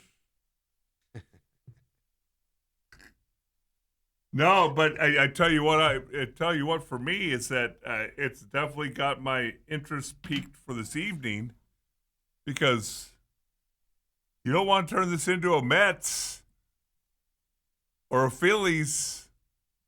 And what did we talk about yesterday? About, hey, human nature tells you, we just got through this gauntlet. Not just human nature, though, because I went back yesterday and I listened to part of the show because I wasn't sure. Diamondback history tells you they played down to the competition. Torey Lovullo history tells you they played down to the competition. So it's bigger than human nature doing it. Torey Lovullo's teams do it. That's what's a lie. I went back because I was like, I don't know if I said that yet, and I didn't. Right. Yeah, Torey Lovullo's teams do this. That's what's scary about it. And that's the issue. If you struggle against the White Sox and you've got the Padres for 2, yeah, you can step up for that. Cause that's also what Torey Lovullo teams do. They'll step up for the big competition. Then you got Milwaukee after that again. But you can also go into a big slump if you're not careful. Yes, that's what I'm afraid of. And Torey Lovullo teams go into slumps, and they aren't a weekend slump. It turns into a 2-week, 3-week, the month of July slumps, right? We all know these. We've categorized them year after year. There's always this big slump that they can't get out of. That's the danger with this series in my eyes, is this might start that slide. So tonight's a very important game with Erod on the mound. It is a little bit more important than I thought it would be yesterday. But I'll also say this, losing a game 1-0, 3-1, 3-2, something like that, isn't as bad as if you go out and get blown out again. That's where the alarm bells will be off. Yes, you need to win this game tonight to get that momentum back, but being competitive in the game is to me is half the battle. You're not even competitive these last 2 games. Well, and usually what I was going to say the Sons of D-backs have done is be able to just wash that away and say, hey, we're over this. Let's move on, play the next game. But now all of a sudden you lose again, and now you go into trying to get one game out of the White Sox series. That's the problem. You're going to be pressing. It's even worse than that, though. It's not just that, you're sitting there going, wash your back. Diamondbacks have fought back. You've seen the fight and blowout games for the most part, right? Like that one blowout to the Braves. Yeah, eventually they gave in a little bit and guys were out and stuff like that. There's just no fight. Like, you never thought after that second inning Diamondbacks were going to get back into this game. Right. And in the past, you have. You're like, I got to keep watching this because they might come back and make a run. You didn't feel that at all last night. Here's the good news for the Diamondbacks, though, Dale. McCann's ERA is down to 22.50. Cut it in half last night. He had 45 ERA going into this game. Keep it up, McCann. Here we go. What I don't understand is Ryan Thompson went into this game, and struggled. 3 earned runs, whatever. Got nobody out, 3 earned runs. Whatever. Why don't you just leave him in there? Why are you even putting McCann out there? Why are you doing that? It drives me nuts, position players. It drives me nuts. Well, he's your long reliever.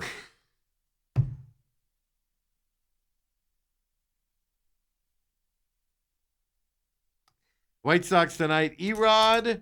And who's he facing? I even forgot there. Peter Schrager. Anthony something. Anthony K or something. 8 earned runs, 3 home runs for Kelly last night. Hey, really quick, Dale.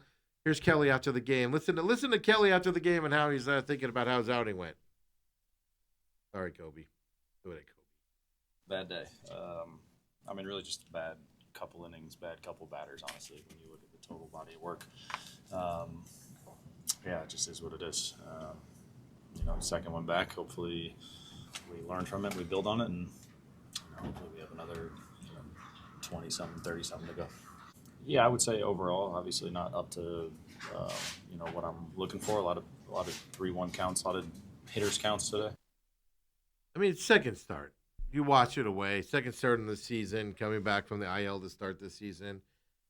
Yeah. Why do guys struggle on their second outings all the time? Well, because I think adrenaline's there in the first one, and you're so excited, and maybe you got a little extra juice. Second one you don't. Second one you're and like, now you're trying to settle in a little bit, and because you got 20 or 30 more starts, hopefully. It is what it is, Steve. Well, he was right. You got in a lot of hitting counts there. And the last thing I'll say before you take off here, Dale, is that last play was 8-2 or whatever it was. And what's with the ball boys for the Diamondbacks? No, they're not ball boys. The ball guys. The golden ball boy. What's with them interfering with these games lately? It's, guys, if you're not sure, just let it go. You can get it later. The player will get it and toss it to you. It's all good. But also the umpire missed it. Now, the reason why I'm not going to get upset about it, like a lot of people were losing their minds about it last night, the reason why I'm not is it was a blowout game anyway. I know it hurts for stats and things to that effect, and you want the umpires to get it right. I get that. But I'm not going to lose my umpires do need to be better. But I'm not going to lose my mind on it. It didn't cost them the game or anything like that. Right. But more importantly, if you're not sure if you should touch that ball, don't. Oh, that's you learn that when you're 6. Yeah, just don't touch it. Just run out of the way if you have to. If you're not sure, if it's that close of a play that you're not sure to do it. Because that's twice now it's happened in the last week. Well, Steve, maybe they need somebody like your age, a little bit younger and more agile. They only put the old guys in there. The golden bat boys, I think. You're kind of an old guy. I'm going to get there eventually. Yeah. Oh, I touch every ball. I'd be running out to center field to grab it. Got a boy. Oh, no, center field's too far. Yeah, Maybe short right. You would you wouldn't run to center field right now. Dale's going to take off. I got you the rest of the way. We'll talk hockey. Maybe some more draft stuff. I have so much draft stuff to talk about. Obviously, for the draft show tomorrow night, we'll float that as well. Dale, go win some money against those old Jeremiah guys Love. there. Jeremiah Love. Speak it into existence, Steve. I'm trying. I was dreaming about it last night. Come on back, folks. Main event.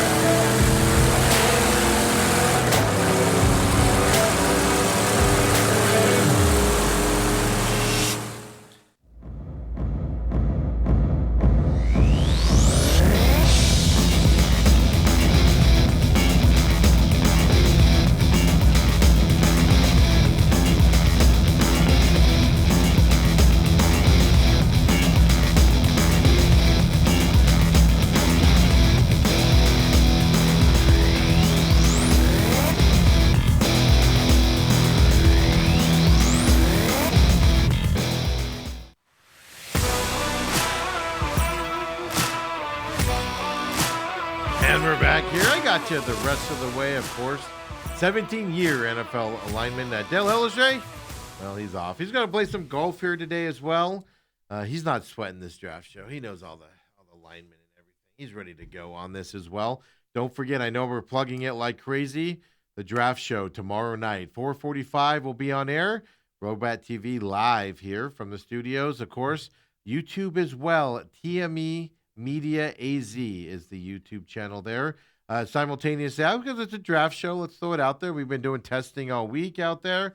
Appreciate those of you that have found it, see the support and everything as well.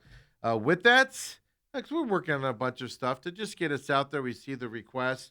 Multiple people reach out for some requests and some suggestions. We're working on those as well as we continue to move forward as well. McCollum on Business coming up this afternoon. For those of you that didn't see the tweet this morning or yesterday, unfortunately, I had a conference call this morning at 7 o'clock, so I had to take that. I couldn't get out of it, so business show was moved to 11. Pit Stop is being done today as well. That'll be out by 2 o'clock here today as well. Obviously on Robat TV. Everything's on Robat TV for us. And then, of course, the YouTube page, TME Media AZ, is where you can find us there as well. Even Rumble, rumble.com/user/TME Media is where you can find us on Rumble. Reason why we're on Rumble, we put the sporting stuff on Rumble now, too, because we're obviously utilizing that for the real Matrix out there, the Angry Patriot, and sometime guest, Dale Hillestray. You know, they get into the stuff. New episode coming up. Last week's episode was about chemtrails. Kind of a fascinating episode, and we see the podcast numbers on that show, let alone the Rumble numbers, and even the Robat TV numbers. They're going through the roof on that show right now, in terms of percent increases, and we can't thank you enough. I know the Angry Patriot's happy. I talked to him a little bit yesterday about it, and he thanks you all for your support on the show. He just asks that you go into that show with an open mind.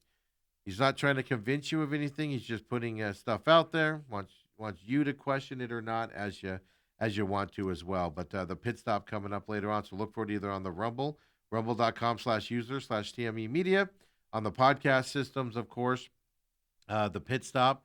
You can follow the pit stop talk on X. Of course, TME Sports Show on X. You can communicate with us there as well. TME Media AZ on X. You're going to want to follow that page. So if we do have programming stuff happen, obviously it gets posted there. Like this morning, the programming note of McCollum on Business moving till 11 was there as well. And we tweeted out on personal page or the actual pages of the shows. Papa Mike does say the Spurs are the Thunder's kryptonite. Spurs dominated them all season, and that's the problem. That's why I'm looking forward to that Nuggets Thunder series. One, now you got to question the health of the Spurs as we move forward. Don't get me wrong, Wemby is going to come back, but a concussion changes things a little bit, at least in this Portland series, moving forward. So you got to get to the Thunder in order to be their kryptonite in the playoff round as well out there. So we were talking some Diamondbacks there with Dale before he left. I gave you the hope earlier on the Suns. If you missed it, catch it on demand there, of course, on the YouTube page or on the podcast system. It's here at the second hour of the main event. It's just basically the NBA. I'm going to say the script is out there. I don't mean that as derogatory as a lot of people do, but series are tied 1-1. Some upsets are happening all throughout the league. 76ers coming back from their 32-point drubbing there in their game one against Boston, winning yesterday. So it's out there. Now, like I said, there's not a team in the NBA right now like the Thunder. That's the difference.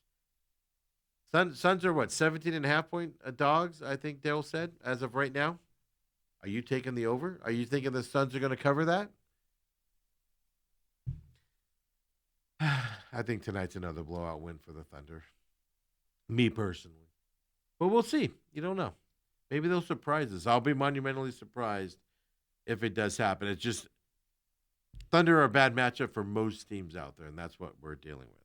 We talked about the Diamondbacks, 2 bad games in a row for them. We haven't seen that yet this year, right? I know other than the 3 losses to the Dodgers to start the season. Diamondbacks have a bad loss where they get blown out. Then they come back and they win a couple, right? The last series, well, against the Blue Jays, they won the first 2, had the bad game at the end.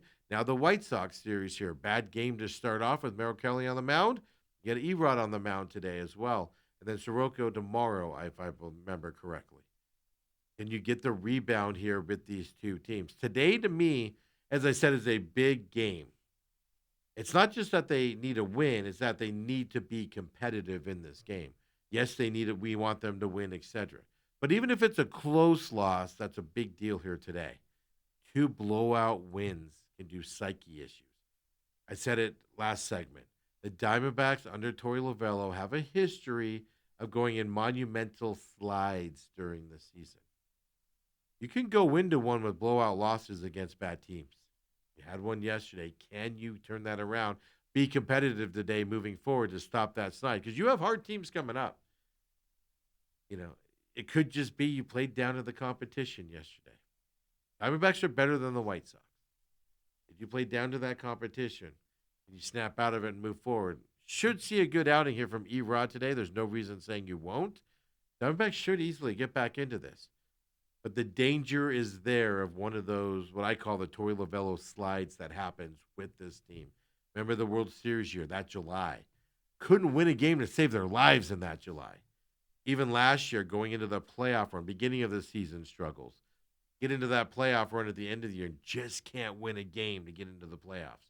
Just continuing, just teetering on that edge. You run into these things with a Torey Lovello managed team, and you got to watch out for it. So tonight is going to tell us that. But like I think Robert said that on Twitter, at least we're not the Mets. You're not wrong there.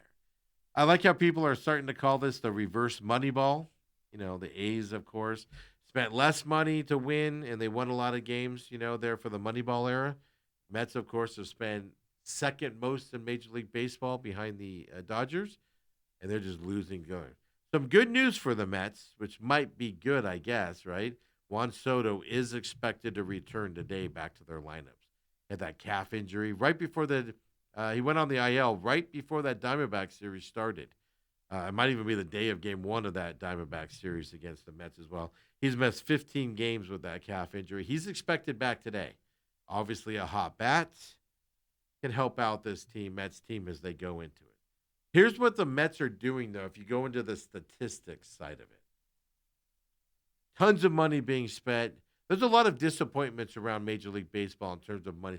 Blue Jays are being disappointed this year. Obviously, the Mets are up there. The Mets are the worst, are the biggest disappointment. It's not even close compared to expectations and money spent. But there's other ones out there that fall in this line, right? Red Sox, disappointing. They were expected to have a better year. They're struggling. Rays are having a better year than expected. So, oh, excuse me. I'm so choked up off of the Mets. Just speaking about the Mets gets you all in a kerfluffle there as well. They've lost 12 in a row. That's the Mets' longest losing streak since 2002 for them. So not only have they lost 12 in a row, they're now 7-16 going into today's baseball.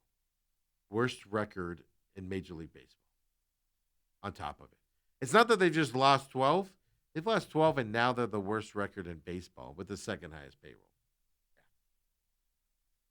380, let me find my notes here. $381.7 million on their payroll this year.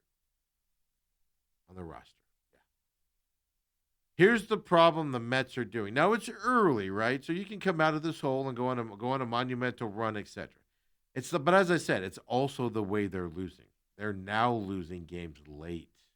And they're losing big leads late as well. Yesterday they lost 5-3 to the Twins, so it wasn't a huge comeback by the Twins, but it was a comeback as well.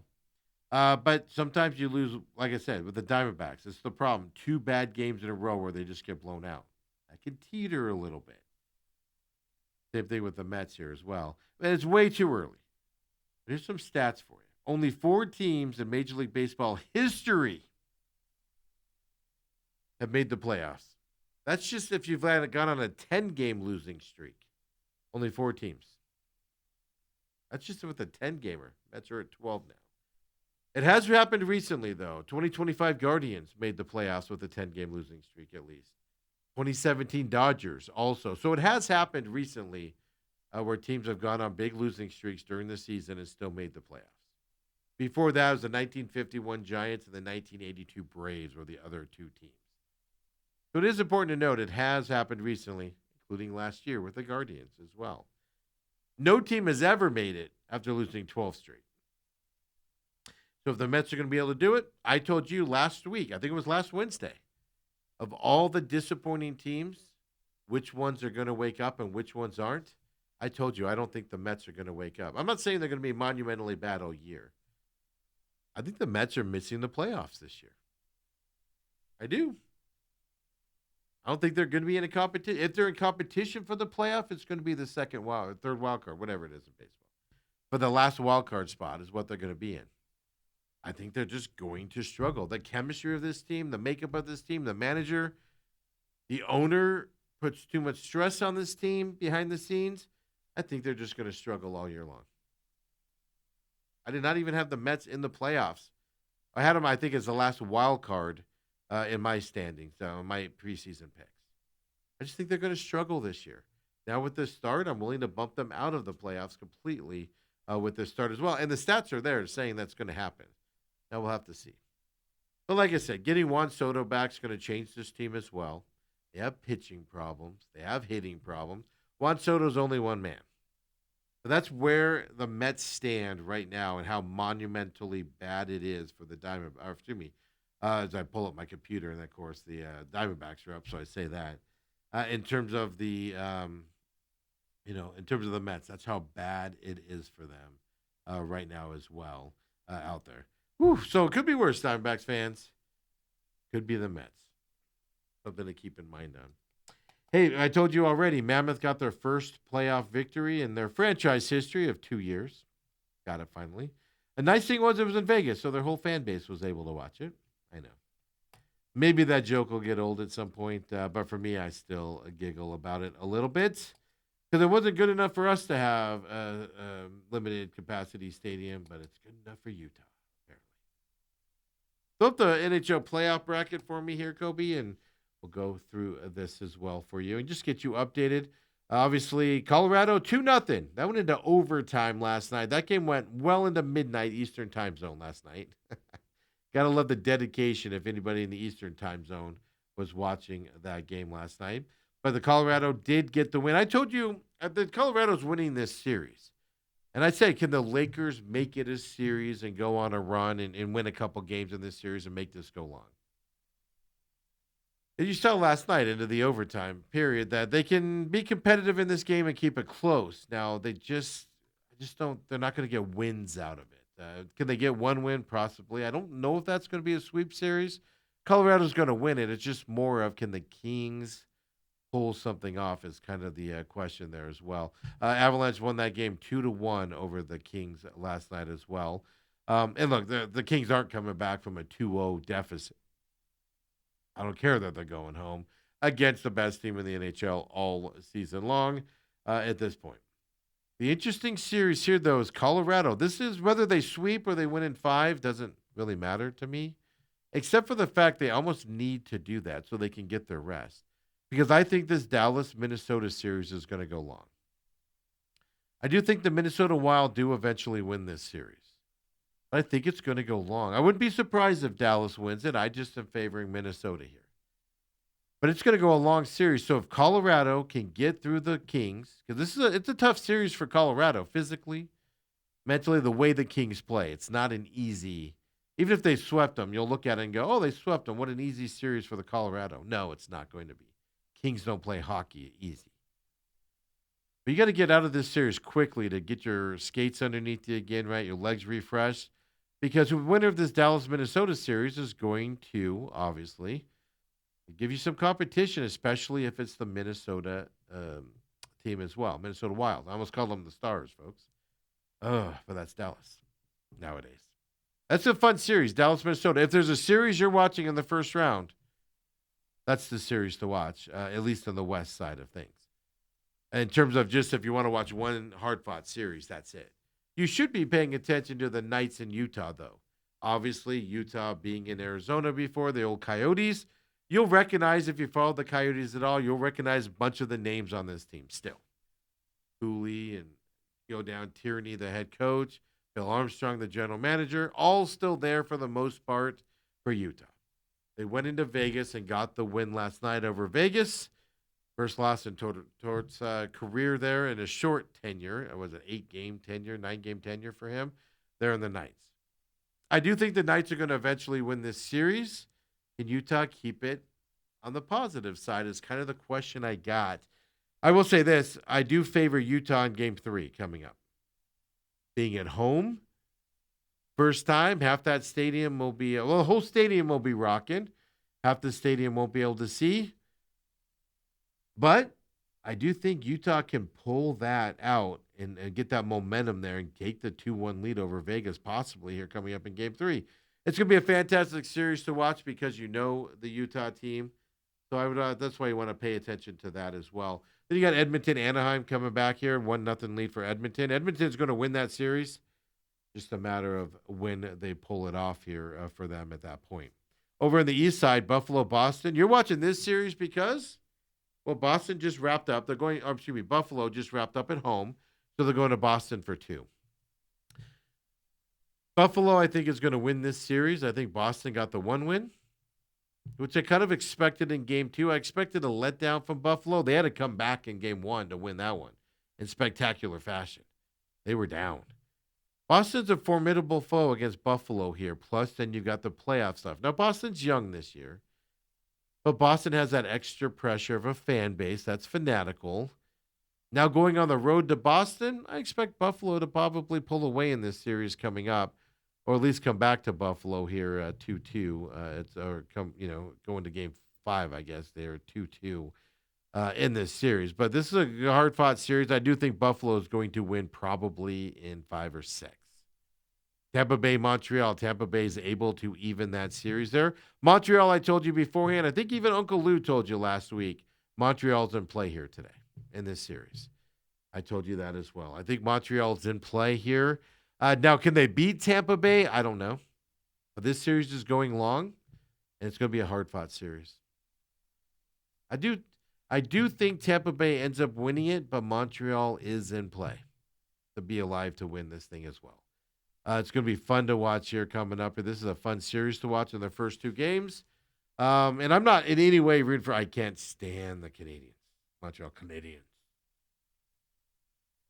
I also can't stand Tampa Bay, but they just win, baby. They just win. So we'll look at that side. I do like Tampa Bay a lot better than I like the Florida Panthers, who aren't in the playoffs this year after winning a couple Stanley Cups in a row. Carolina, Ottawa, it's kind of one of those series where I don't care about. Carolina's going to win it easily. You know, Kachuk, brother up there, is just going to do his thing that he does and fight all the time, whatever. Congratulations, Ottawa. You made the playoffs. Now enjoy your season-ending series here coming up. But Philadelphia, Pittsburgh. I'll tell you this, Pittsburgh, Philadelphia 2-0 lead. They just won the 2 games on the road in Pittsburgh. I told you want to watch this series, but I also told you then it's not because of the play on the ice necessarily in terms of the hockey performance. You want to watch this series because the crowd hates the other team, hates the other city. I told you the players are going to buy into that a little bit as well. Philadelphia, to me, is the better team in this series, and it's not even close. I am shocked that they're going back home up 2-0. I am shocked that's happening. But I also think Pittsburgh has some fight in it still. So you're not watching this series for if this can go long or anything. You're just watching it because of the hatred here between these 2 series at this point. I thought all along the Phillies would win this series, so now they just got to finish it out at home. Can Pittsburgh switch this, though, coming back home is kind of the question you have to look at and face here going into this next game on that side. So it's going to be fun. This hockey playoffs has been fun in this first round. It's going to get even more fun if you look at the matchups coming up in the next round as well for these teams coming up. So I'm just searching right now for any updates on Wemby. I don't think we're going to get anything, at least early today, because they're off for a couple days here. But, I mean, that is changing that series beyond belief here. If he has to miss a couple games, going to change it, absolutely ridiculously change it as well. So I don't see anything as of right now on the series. Robert says the usurpers are dead to me. I get that sentiment. I told you I'm not going to be a fan of them. But root for the other team then. But you were watching it last night, Robert. That's the problem. You were watching it. Talking about the Mammoth. We're going to see the Zamoth come out here in the first round. Well, unless you're sitting in half of the stadium there. I know it's only 3/4 of it, but come on, let me have my fun with it as we go forward. I don't blame the players for what happened. You should blame the players a little bit, by the way, because they were also vocal about the amenities and the ownership and stuff like that kind of led us down this line. The players did have a say in it, but ultimately it wasn't up to the players' side or anything to that side as well going forward. Hey, NBA draft stuff. Don't forget, draft show tomorrow night. We'll be here tomorrow. McCollum on Business at 7 a.m. Then we do the main event, of course, with Uncle Lou coming in tomorrow at 9 o'clock. We'll talk UFC, of course, get into college baseball. He doesn't really do NFL draft because that's not what he does. It doesn't mean anything to him. But when the season starts, we'll bring it up, though, and get him to explain that a little bit more. College baseball for Uncle Lou as well. He comes in at 9 o'clock tomorrow. It'll be a fun show. Then, of course, take a little bit of a few hours break. They'll be back on air 4:45-ish. Here, getting ready for the NFL draft tomorrow night. Me, Bruce Cooper, of course, local legend's going to bring all of his Emmys in tomorrow and have us look at them in jealousy as we talk NFL draft. So you want to watch the draft, turn down the sound, watch our analysis of it as well with 17-year NFL veteran Del Hellestrae, special guest coming in as well. I know, I'm kind of beating around. Some of you have figured out who it is, so look, here's the deal. John Holmberg is coming in. We were going to do it at a remote location with him. Some things have happened. We're going to do it here at the studio. He said he's coming down still. But he does have a couple things that could interfere with that. So we're expecting Holmberg to join us for some of it, if not all of it. Big Pittsburgh guy, big Steelers guy, and stuff like that. He's committed to it. But we also have to be realistic. Sometimes things happen in life. He does have another job out there. And that might interfere. So that's why I was just having fun with it there. But we are at least expecting him to come on by at that point. Spoke to him yesterday. Still committed, ready to come in. Actually was helping me out with a couple of things as well yesterday, getting ready for it. So he's geeked to get here and do the show as well. So we'll have to keep our eyes open for him tomorrow as well for the draft show. But like I said, he's the one. Pencil him in. What we're looking at this point. So other things around the draft, and it hit me today when me and Dale were talking earlier. I was like, why is this a thing? Hines is teaming up with Devin Hester. He was the number 57th draft pick there by the Bears back in 2006. They're calling it the first Mr. 57 is what they're calling, I'm going to say, this award at this year's draft tomorrow night. Obviously honoring the number 57. Well, obviously, Heinz is a Pittsburgh-based company and everything. And they're obviously doing something special with the number 57 to honor it. 57th draft pick. Whoever is drafted number 57, you better like yourself some ketchup. If you're drafted with the 57th pick, which right now, ironically enough, Chicago Bears own it. And they're teaming up with Devin Hester, who was picked by the Bears in 2006 at the 57th spot. Funny how things work, right? The player who drafted at number 57 is going to get a custom jacket, but more importantly, a lifetime supply of Heinz ketchup. And then, if the NFL career doesn't work out, well, they're going to get an opportunity to work with the company as well. And I was all, when I saw that yesterday and this morning, I was like, yeah, another promotion, whatever. And then talking to Dale today, we're talking about Pittsburgh and giving all those stats out. And it just dawned on me. That makes sense. Heinz is based out of there. They play at Heinz Field, or at least they used to. Is it still called Heinz Field?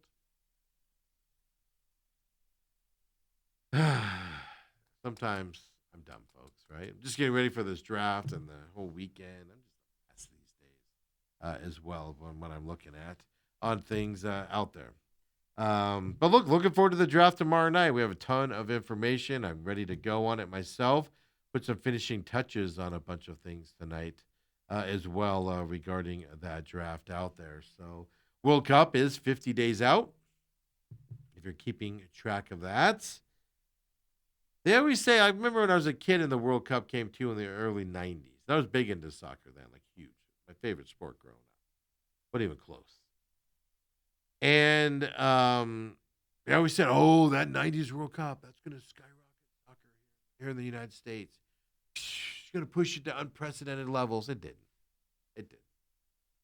Major League Soccer. Oh, soccer is going to take off in America. It's got a giant fan base, for a, I'm going to get in trouble now, for a lower tier sports league. They got a fantastic fan base. But as they showed with that Apple TV deal behind the paywall, nobody's willing to pay for it. Why it's no longer behind that Apple paywall anymore. The MLS league. I'll watch soccer. I'm not paying to watch soccer. I'll watch the Premier League on Fox on the weekend, early in the morning. I ain't got to pay to watch it. I like it. I like it a lot. So you're going to hear a lot of over the next 50 days and into the World Cup. This is going to put soccer on the trajectory of huge numbers here in the United States. It won't. It's going to always be that niche sport here in the United States for a lot of reasons. And I understand them. I'm not one of the people that believe that, but I understand it. If you don't understand the game of soccer, it's boring. I like the strategy of it. I like what they're doing out there. But if you don't know, you're just sitting back, you're going, all right, the guy's just standing there with the ball. Nothing's happening. Well, that's actually not the case. Well, sometimes it's the case. But guys are moving around. They're setting up set plays, things to that effect out there.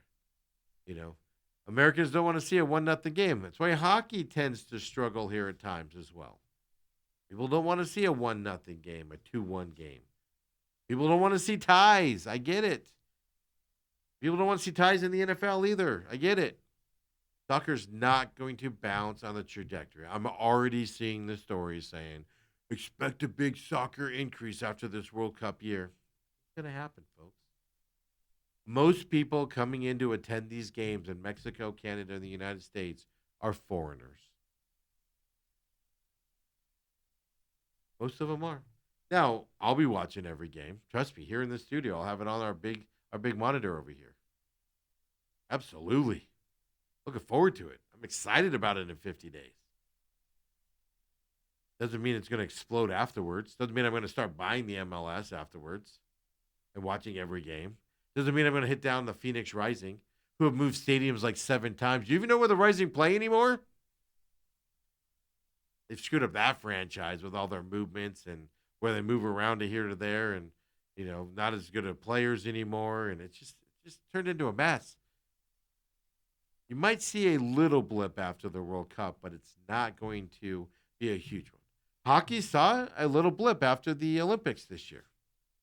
And they sustained that little blip all season long. Now going into the playoffs, we'll see. You'll get a little blip after the World Cup. You're not going to get this all of a sudden everybody's interested in that, and they're going to get millions, 30 million ratings and stuff like that. That stuff is not going to happen coming up. But you are going to see a ton of stories about it and how it should happen, etc. So just brace yourself for that coming up. World Cup, 50 days out at that point. LPGA, we talked earlier. We didn't talk golf today, actually. We talked about horse racing, but LPGA, just something's interesting happening there as well. Nelly Korda, third LPGA golfer since 1980. She started the season with 4 consecutive top 2 finishes. Yeah, she hasn't won them all. But it's first or second place in 4 straight tournaments, finishes. It's an amazing stat, no matter what sport you're in. You got Tyler Reddick, right? We got the pit stop coming up, winning again this weekend. They've won 5 of 7 races this year. She's now top 2 in the last 4 consecutive top 2 finishes. It's an amazing win percentage, or at least success percentage here in these leagues as well. Yeah. The other two women that have accomplished this four thing of 2 straight finishes, Annika Sorenstam back in 2001. If you remember that, she was just the household LPGA golfer name there for a bunch of years. But also Carrie Webb back in 2000. So that interesting. 2000 and 2001 this happened. Now 2026. But the last two people to do it, the only other two people to do it, they went on to win that first major of the year as well. So coming up. And the next time we'll see Nelly Korda is in their first major. That's the Chevron Championship as well. I think that's this weekend for the LPGA. I don't know. I like to see some success there, and it's good stories. So you got to at least mention them when you see them out there as well on that side. So Suns do get underway tonight. Diamondbacks, of course, tonight as well. Erod on the mound. Suns on ESPN. For those of you who don't have to have Prime or Peacock, ESPN tonight. We're giving the overlords of the NBA have graced us with an ESPN game tonight, folks. So take advantage of that as it comes up as well. So Papa Mike does say, Haynes had the name for 21 years. Okay. He's saying Heinz. I'm sorry. So it's not, I didn't think it was the Heinz Stadium anymore.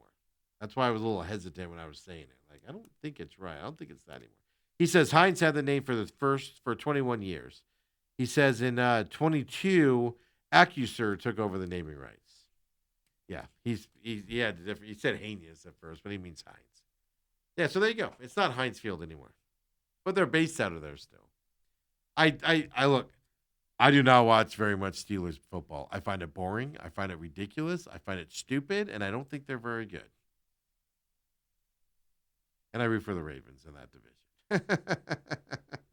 So I'm not a Steelers fan by any stretch of the imagination there. But I was pretty sure they changed the names, but that's why I hesitated, obviously, when that was happening as well from that perspective. But, hey, I appreciate everybody joining us here today. Look, you can text us, 623-252-6670, anytime you're watching us, whether it's live here on Robat TV. And if you found the stream, and we've been streaming on YouTube all week as well, live.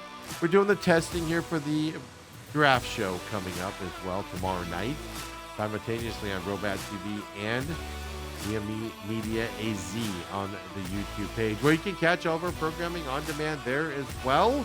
Please like and follow the page. Don't forget Rumble, rumble.com/user/TME Media.